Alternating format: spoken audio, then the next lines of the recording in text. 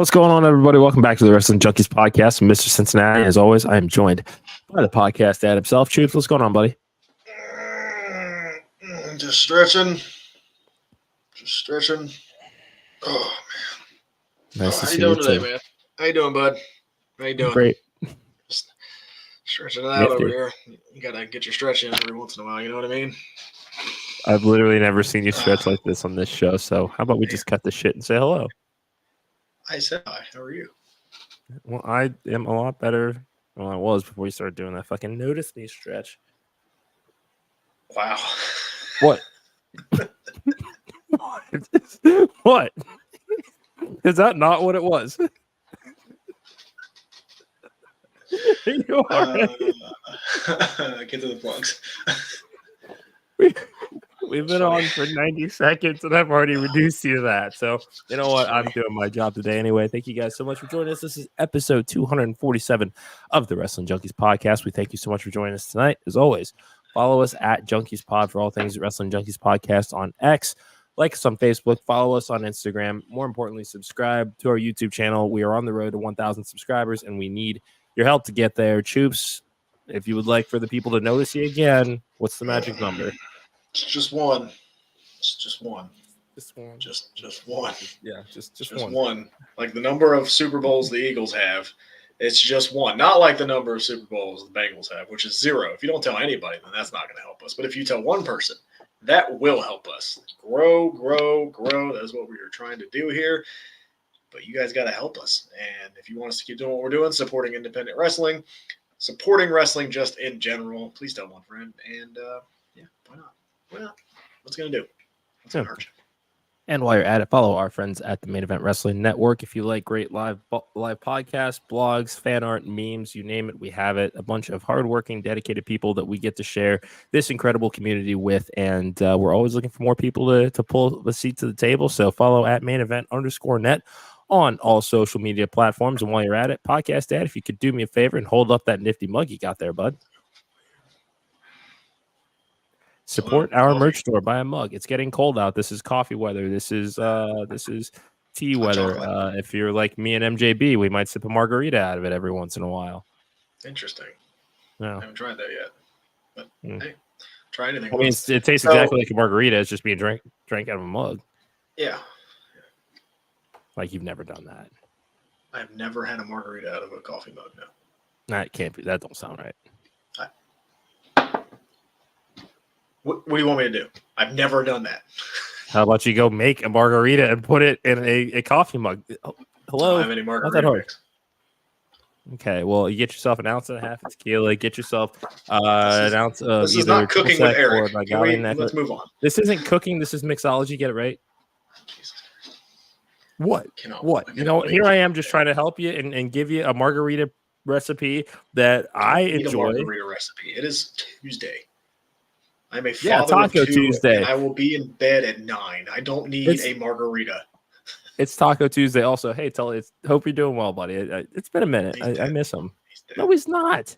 He is dead, but you know who isn't. We go through this at least once a week. He's not dead. I promise you, he's not. He's not. I promise you, he's not. I don't care what the fuck he's up to. I heard he's our host.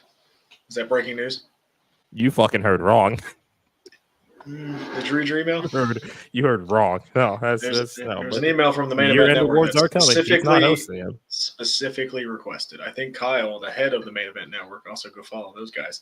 I think he requested that Johnny's on that show, so I apologize. He can make the request all that he wants. You know what I have to say to that request? I think that he can absolutely.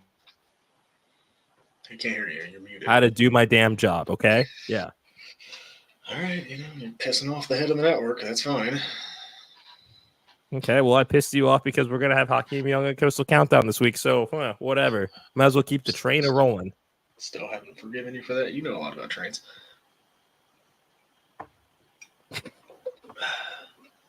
There's a train right by my house. It goes. It's really random when it goes, but man, there's a train by my house. It's usually in the middle of the night too, so it's kind of annoying, right? So like when the kids are trying to sleep or something and the train comes, it's pretty annoying. You know about trains coming. Right.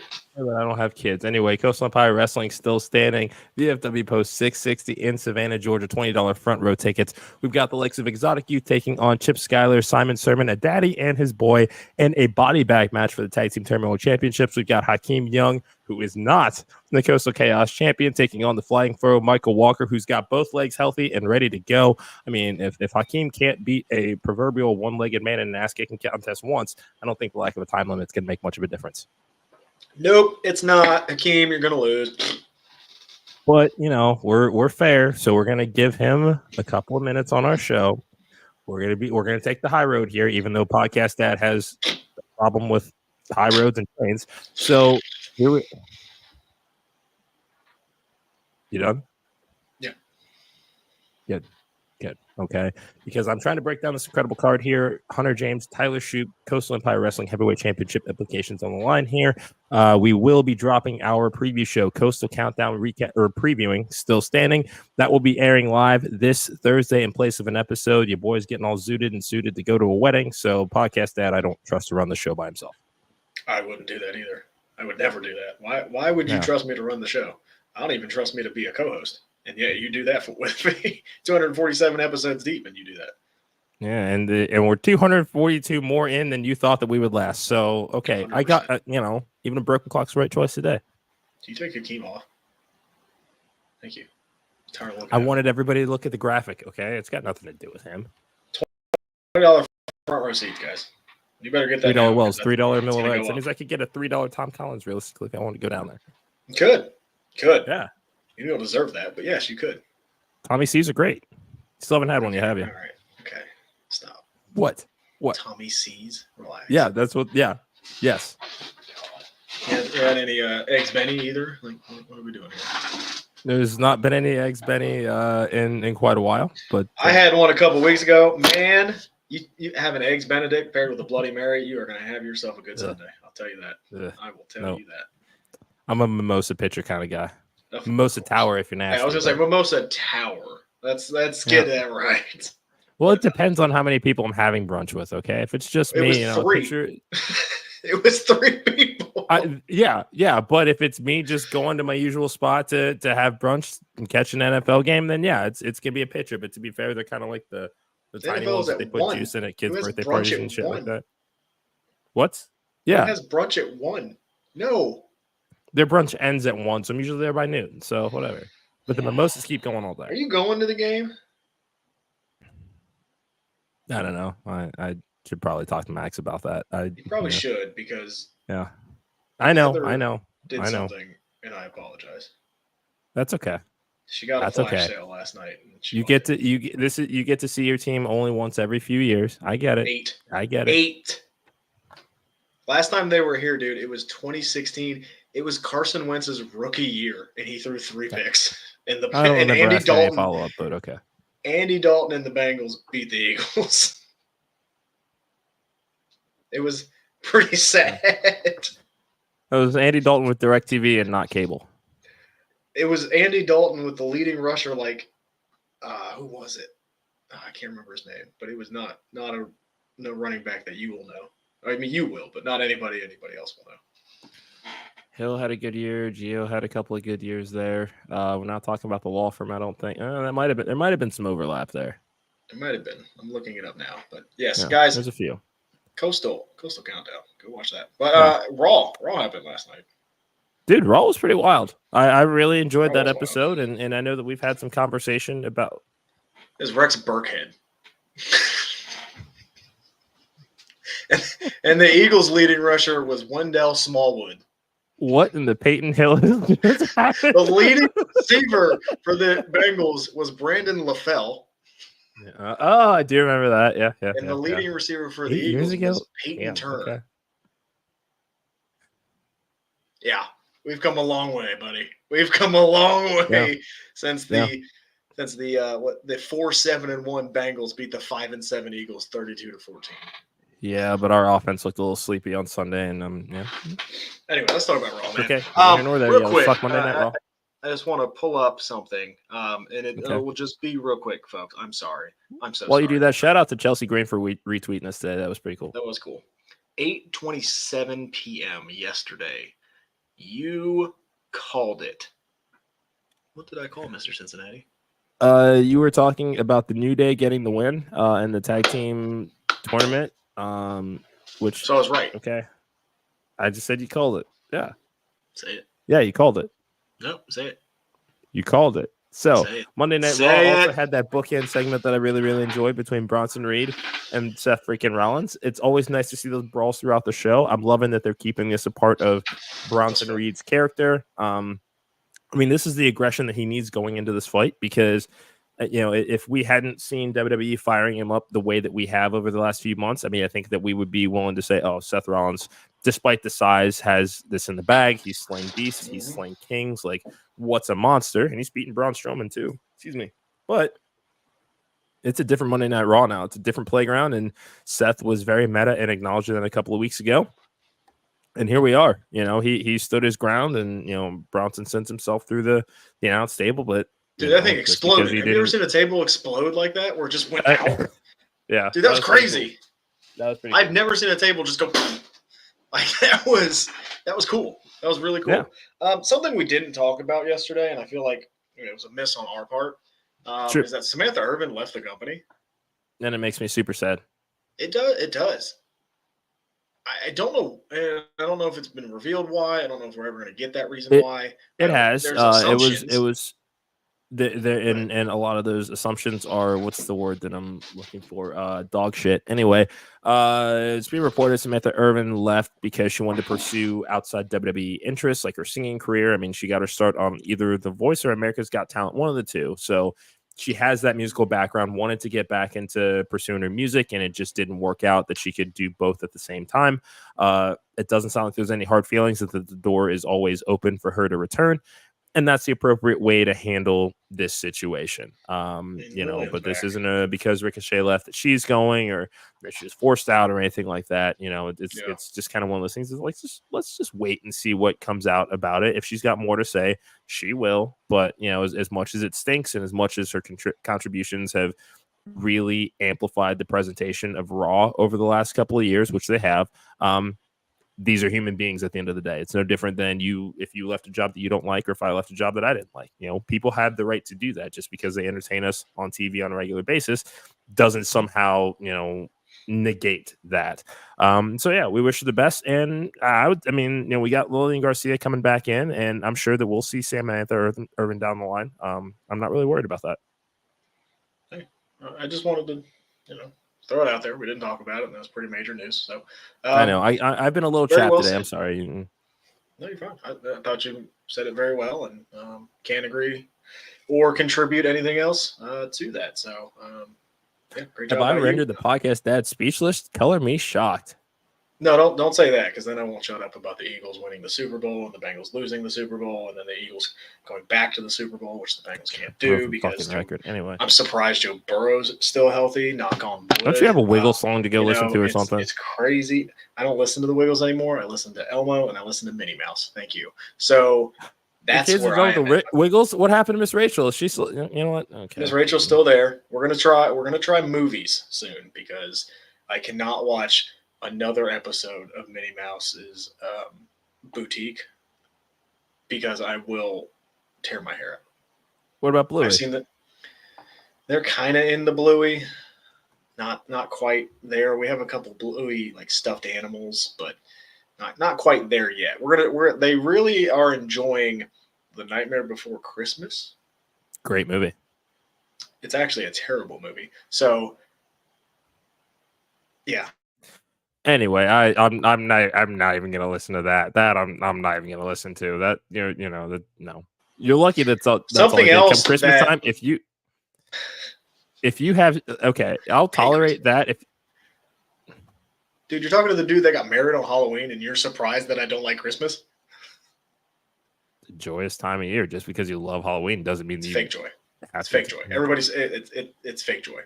You know it. I know it. Everybody knows it. It's fake joy. The one time a year that I can watch Home Alone on repeat, unbothered, unashamed, unjudged. It's fake joy. Oh, fuck yourself. Okay, all right. Anyway, let's get back to the wrestling talk here, because now you're starting to kind of piss me off. Fan was off. Jey Uso lost. Called it. I know. Right. Just say it. Please. Pretty please. You called it. No. Say it. You asked me to say something. I just repeated it to you. Do you like the way... Man, Kyle's just now catching up. I'm sure that he wishes he could have seen the first 15 minutes of I mean... No, you don't. Go Eagles. Okay. So, do you like the way they did it? Yeah. Okay. Yeah, because in that moment, and this is another one of those things, like, I can get why people are upset that Jey Uso lost, and we know that his daddy's sure going to have some shit to say, and that's fine. But my opinion is this: I don't think that there was no incentive for Jey Uso to come back into the fold had he not been cost his Intercontinental Championship. It's been, I have left you alone to go do whatever it is that you want to go do on SmackDown. I left the Bloodline. I left SmackDown. I'm done. Cody got me onto Raw, and I'm having a much better time as a single star as a result of it. You came and stuck your nose in my business. I got a problem with that.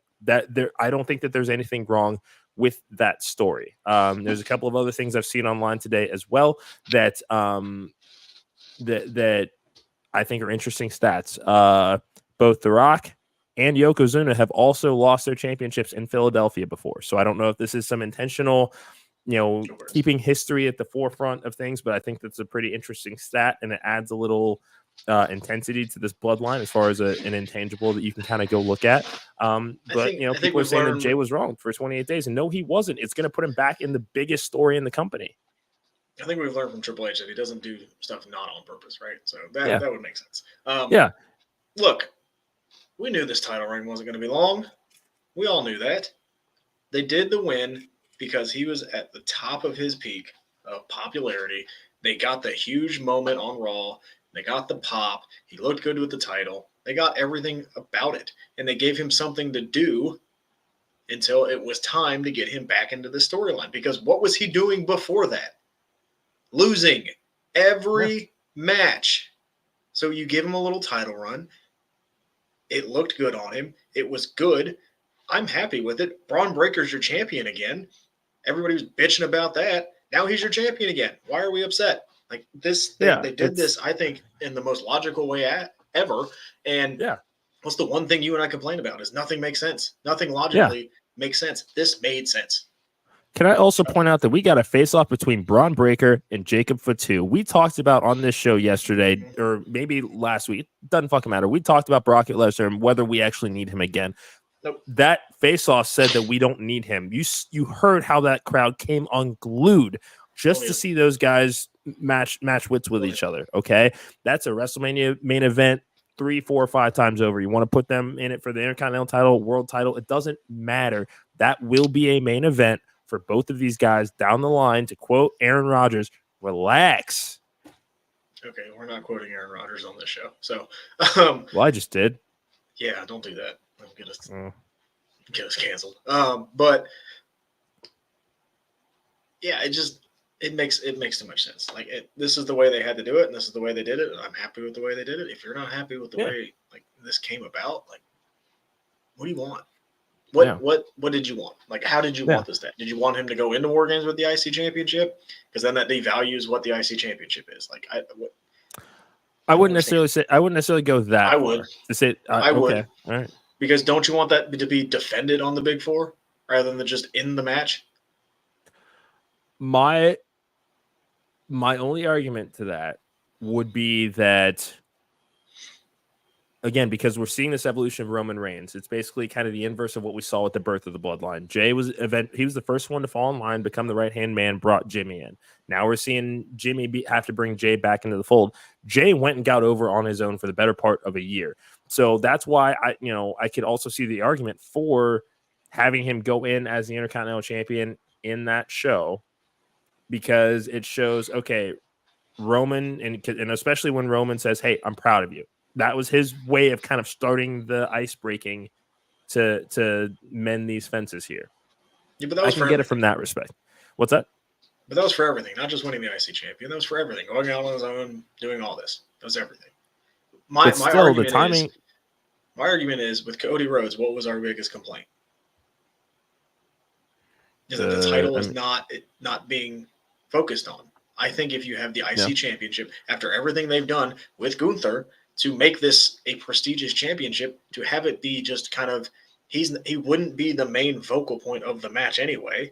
It would just be kind of, oh yeah, Jey Uso, the IC champion's in it. Like, I think you want the IC champion to either be on the go home show or on the show itself, because you have put the time and the effort to make this title feel important. And having it just a part of the War Games, I don't think would feel important. Okay. Yeah. I mean, I don't necessarily agree with that within the purposes of that vacuum. I will say I think that the story made sense because, Jey Uso needed to lose that in order to be pissed enough to go, all right, well, I'm going to go shed some blood with these people.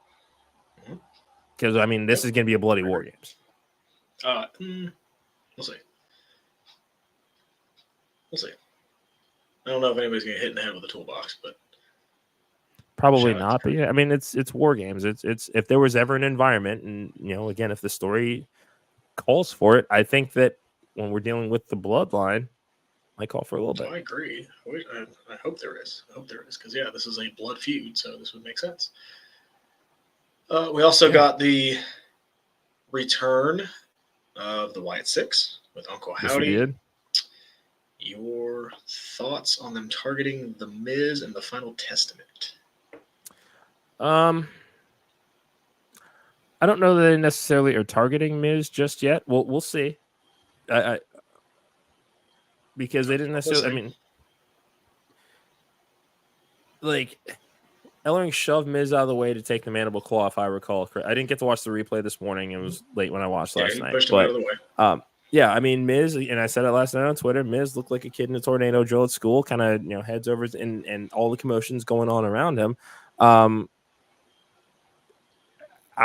don't necessarily think that he's involved in the story. I think that this is more of a Wyatt Sicks Final Testament only sort of feud. This is me. I mean, for me, the Miz has to be involved in the story just based off numbers. Okay. And the history between him and Bo. Right? Like, the history with him and Bo, I mean, sets it up. There's no history between the Final. Like, who did the Final Testament turn on? Because of this whole family aspect that the Wyatt Sicks is doing. Like, the thing is, it's not, but I don't think that it has to do more with Bo. I think that this is more of a Dexter Loomis sort of thing still because of that. That was my initial thought, like when we first kind of saw these targets a couple of weeks ago with the first message. But I mean, even from a number standpoint, I think that there can be handicap situations with the Wyatt Sicks. I don't think we necessarily need to find every time that we need a program for all of them that the numbers have to add up specifically. There's always going to be a numbers game in wrestling. Yeah, it's fine. I think they're targeting the Miz, but I'm kind of saving that moment for Bo to finally get him. But what else happened? Man, I don't want to say this because I feel like I'm going to sound dumb. Power through it. I kind of want Rhea to do something else. And she will after War Games. I'm kind of tired of Liv, Rhea, Dom thing at this point. Like, it just seems like it's the same thing every week. And we have 6 more weeks of this build. Yep. And it just seems like the same thing's happening again, over and over again. Liv's out, talking trash, Rhea interrupts, comes attacks. It just seems like that we're in kind of a vicious cycle right now of, hey, we don't know what to do. We just got to get to War Games kind of thing. So let's just break glass and have Rhea attack or something like that. Like, I want to see something different. And I can't help but wonder now, because we're going to be looking, they're also building towards Crown Jewel and this Crown Jewel Championship match, which is just I love that they booed it. It's funny. Yeah, as they should have. It's funny. Anyway. Excuse me. We're also seeing, if we're looking at War Games, potentially Team Liv versus Team Rhea. let's not rule out Nia and Tiffany being on that Team Rhea War Games team. I know, bit of a long shot, but it's. We saw how quickly Rhea put it together. Hey, I'm gonna have to team with Tiffany if I want to get my hands on these two. Yeah, the enemy of my enemy is my friend, and we're in War Games, so it's a very thin strand of logic. I know that we're not supposed to use it, but fuck it, I'm bored. Yeah, I mean that. I don't love it, but if that's the way they go, that's the way they go. So, yeah, I'm done with it. Like, I'm cool. Like, I saw it, it happened. I want Rhea to go do something else. I want Liv to go do something. The payoffs else. took too long to get there. I think for had the this payoff. Judgment Day split. I had the payoff. Liv beat Rhea. I saw it. Next. Yeah, but it sounds like the end game is to get the title back onto Rhea. I guess. I don't know. They've been feuding for a very long time, and I'm ready for it to be. I mean, I'm sure the injury didn't help, right? I'm sure that kind of sped some things up, and maybe this would have been a little bit longer strung out, but it's just I'm done with it. Anything else from Raw that you want to touch on? Great pre-tapes for Raquel Rodriguez and the War Raiders. I think that we can get used to seeing a lot more of these pre-tapes during a 2-hour Raw. It's a lot easier than going through the rigmarole of getting entrances and things of that nature when you can just do a quick 2 to 3 minutes to fill that time. Mr. OTM also put this in the group chat last night. Not necessarily enjoying the 2-hour format. Just seems like things don't really have the time to breathe that a 3-hour format, which they've been running with for 12 years, have been able to do. About it last night. Like, they know how to do it now. Like, they finally kind of figured it out. So, the 3 hours seems like it's weird that it's not 3 hours anymore because of the last year and a half we've had with it being very, very good. So, yeah. Also, one other thing that grinds my gears: why is American Made losing to the LWO? Because it's Rey Mysterio and Dragon Lee. You don't complain. Do not complain about Dragon Lee winning on TV when everybody was complaining about Dragon Lee not being on TV. I don't want to hear it. I know, good for him, but I don't want to hear it. American Made will be fine. Well, yes, I know overall American Made will be fine. I just think that it's gotten stagnant at times. We're going through these peaks and valleys that just it's driving me nuts. I think that they're ready for, and they were, especially when they got to the main roster, they were having these incredible matches, incredible moments, and it just seems like they're in a very start-stop sort of, That's just me. I'm not partaking. NXT well, look who's tonight. Back. Hello. Long time no hear. Hope you're doing well, buddy. NXT. Yes. Be happy for Dragon Lee. We got Jada Parker takes on. Oh, I got the card, buddy. Jada Parker takes on Tatum Paxley. No stipulation in this one, but it's okay. I don't believe so. No. Chikara and Lash will take on Kyrie and Io. Yep. Have to think Lash and Chikara get the win here. Yes. OFME will take on Luca. What's his name? Crucifino, Esquire. Get it right. Good luck. You don't need it. I think you're gonna get your face kicked in, but hey.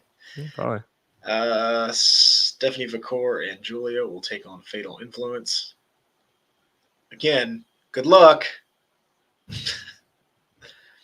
That's yeah. Before they meet at Halloween Havoc, they get a head-to-head or a face-to-face with Trick and Ethan. So,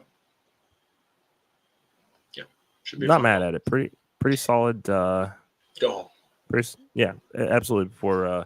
Before Halloween Havoc, has there been a women's tag team championship match announced for Halloween Havoc yet? I don't think so, but I will look. There is. But while the podcast that looks that up, thank you guys so much for joining us tonight. As always, at Junkies Pod for all things Wrestling Junkies Podcast on X. Like us on Facebook. Follow us on Instagram at Wrestling Junkies Pod. Subscribe to our YouTube channel. We are on the road to 1,000 subscribers. We need your help to get there. Every little bit helps. There is no women's tag team championship match. Who knows? I think that might be added by the end of the night. There's only 3 matches on the card, so I would assume we're going to get some more matches. That's what I'm hoping for. But, yeah. As of right now, no. There's no tag title match. Gotcha. So, there's plenty of room to grow this card. Who knows? We might even get a Lexis King match on Halloween Havoc. The guy can dream. All right. Anyway, that's going to do it for us tonight. Remember, promo code WJP 2024 at checkout. GorillaPressApparel.BigCartel.com. Support our merch store. Make sure that you're following the wrestling or main event _net. Yes, buy a mug, tank top, t-shirt, beanie, all that good stuff. Coastal Empire Wrestling still standing this weekend. Coastal Countdown will be airing this Thursday in place of a normal episode. You're going to get to see our conversations with Tyler Shute, Hunter James, Hakeem Young, and all of our predictions for this card. Tomorrow night, our friend Sammy Chaos is coming back to the Wrestling Junkies podcast. Cannot wait to chop it up with her. She's been having a hell of a 2024 and cannot wait to see what she's got in store for 2025. That is going to do it for us tonight. We're 3 episodes away from 250. How you feeling? Like it's going to be a great next week. It is going to be a great next week. Kyle, we appreciate the crown. However, that is reserved. I was going to get there. Kyle? I was going to get there. I know what you're going for. He's going for Lexis King, but Kyle. What? He's a fellow intellectual. But the crown emoji is reserved for King Chris. Go At Eagles. least acknowledge him. Oh, I got to text him. Tell him to go Eagles too, because he is an Eagles fan, and I'm sure he's going to be rooting very hard for the Eagles on Sunday. So, Lexus Dingus, I like that. I love Lexus Dingus. Whoa! Kyle. The King's a big guy. You might want to relax. Yeah. No, it's. Oh. Yeah. Ian, did you hack his account? Probably. All right. Well, what are you going to do? That is going to do it for us tonight. Like, share, subscribe. Be nice. Enjoy wrestling. Have some fun. Again, back tomorrow with Sammy Chaos for the podcast ad. I am Mr. Cincinnati. It's been the Wrestling Junkies podcast. See you tomorrow.